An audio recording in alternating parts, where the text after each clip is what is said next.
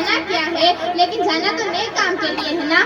آج لوگوں نے تبلیغ میں ایسی تاریخیں نکالی ہے کہ ماں باپ گھر میں سسکتے ہیں، تڑپتے ہیں، روتے ہیں، کبھی 40 دن کے لیے، کبھی 4 مہینے کے لیے، کبھی 20 دن کے لیے جا رہا ہوں۔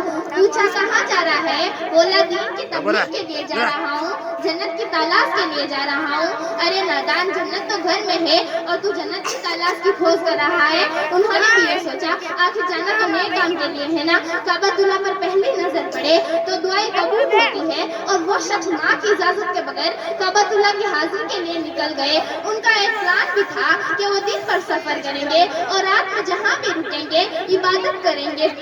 اس شام سے وہ کعبۃ اللہ تک پہنچتے سفر کریں گے۔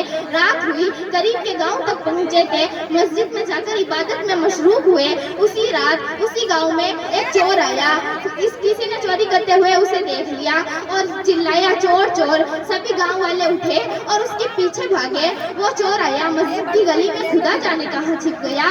لوگوں کو لگا کہ وہ چور مسجد کے اندر داخل ہوا ہے۔ جب لوگ مسجد کے اندر داخل ہوئے تو دیکھا ایک بندہ سجدے میں رو رہا تھا۔ ادھر وہ بندہ سجدے میں رو رہا تھا، ادھر اس کی ماں نے کہا بیٹا کہاں ہو؟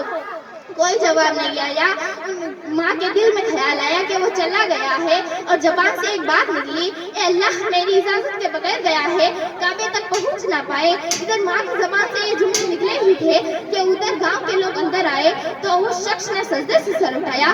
لوگوں کو اجنبی چہرہ تھا، لوگوں کو لگا کہ یہی چور ہے۔ اسے خوب مارا اور تو اور مار کر کے کہا پہلے تو چوری کرتا ہے اور پھر پکڑانے کی باری آتی ہے تو سجدہ کر کے سجدے کو بدنام کرتا ہے، سجدے کی آڑ میں اپنے آپ کو بچاتا ہے، لوگوں کو دھوکہ دیتا ہے۔ اسے قید کروا لیا گیا۔ صبح قاضی کے پاس لے جایا گیا اور قاضی کو کہا ایسے چور کی کیا سزا ہے جو پہلے تو چوری کرتا ہے اور پھر پکڑانے کی باری آتی ہے تو سجدہ کر کے سجدے کو بدنام کرتا ہے، سجدے کی آڑ میں اپنے آپ کو بچاتا ہے۔ اس قاضی نے کہا اس کے ہاتھ کاٹ دیے جائے، اس کے پیر کاٹ دیے جائے، اس کی آنکھیں نکال دی جائے۔ تو ہاتھ کاٹ دیے، پیر کاٹ دیا، آنکھیں نکال دی۔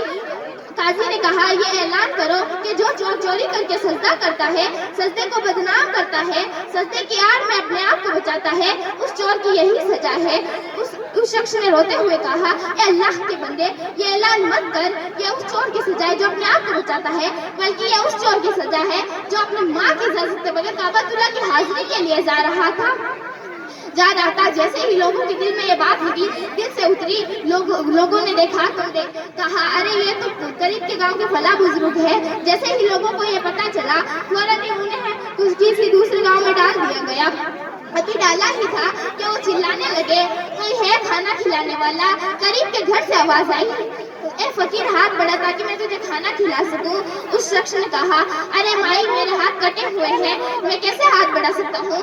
تو کہا چل کے آ تاکہ میں تیری جھولی میں ڈال دوں۔ تو کہا مائی میرے پیر بھی کٹے ہوئے ہیں، میں کیسے آ سکتا ہوں؟ تو کہا تو اجنبی ہے، تو محرم ہے، میں تیرے سامنے کیسے آ سکتی ہوں؟ تو کہا مائی میری آنکھیں بھی نکلی ہوئی ہیں، مجھے بس کھانا کھلا دے۔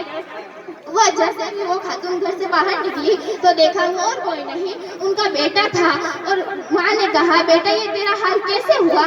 تو کہا ماں تیری اجازت کے بغیر گیا تھا اس لیے میرا یہ حال ہوا۔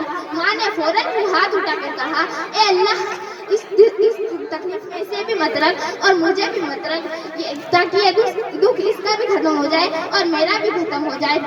میرا آقا صلی اللہ تعالیٰ علیہ وسلم کے پیارے دیوانوں، جب ماں منع کرے تو کعبے کو جانے والا کا یہ انجام ہوتا ہے۔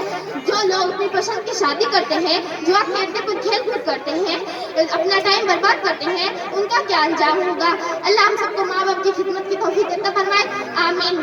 ہر ایک دل کو بھایا ربیع اول، ہر ایک دل کو بھایا ربیع اول، دیوانوں نے منایا ربیع اول، دیوانوں نے منایا ربیع اول۔ فلک پہ دھوم مچی ہوئی ہے، فلک پہ دھوم مچی ہوئی ہے، فرشتے نغمے سنا رہے ہیں، فرشتے نغمے سنا رہے ہیں، تمام نبیوں کے نبی بن کے، تمام نبیوں کے نبی بن کے سرور حضور تشریف لا رہے ہیں، سبحان اللہ سبحان اللہ۔ لا رہے ہیں۔ مشکل سے راستے آسان ہو گئے، مشکل سے راستے آسان ہو گئے، دشمن کے دیکھ کر حیران ہو گئے، دشمن کے دیکھ کر حیران ہو گئے۔ رکھا تھا میرے نبی نے دنیا میں قدم، رکھا تھا میرے نبی نے دنیا میں قدم، پتھر پہ کلمہ پڑھ کے مسلمان ہو گئے۔ میں دعا کرتی ہوں کہ اللہ تعالیٰ ہم سب کو علم سکھانے کی توفیق عطا فرمائے۔ میں مدرسہ خواجہ غریب نواز الدین تعلیم حاصل کریں اور दुआओं से कुरान मजीद और जन्नत की जगह